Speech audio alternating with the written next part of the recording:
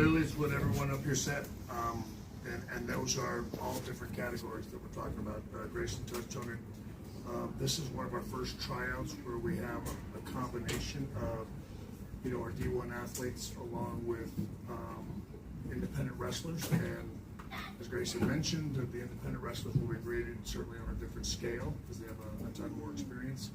And then when it comes to the athletes, it kind of covers all of these lines.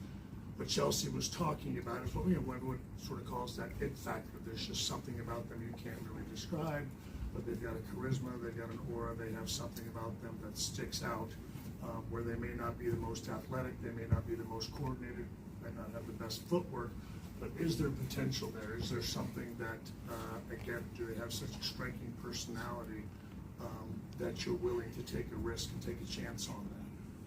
And then you have, certainly for me, one of the things that I always look for is footwork and timing. And, when are they running across the ring or are they moving across the ring? And believe it or not, there is a difference as opposed to clubbing across the ring and gliding and moving across the ring.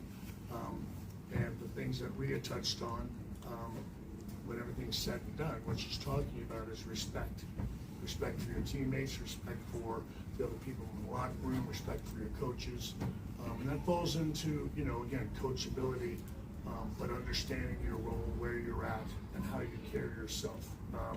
When everything is said and done, one of the best things about this industry now is this generation that doesn't get caught up in what, certainly my generation did, was this old school respect mentality that was not that at all. And they're much more giving, understanding, and loving and caring and sympathetic locker room, which is a good thing, but you can still have all that and still be respectful to one another. And that's the environment that they're talking about when it comes to a locker room. And do you have that? And it does. And it starts with coachability, and then again the way you work with your other teammates, and it starts with these tryouts. So it covers a lot of subjects and a lot of different aspects.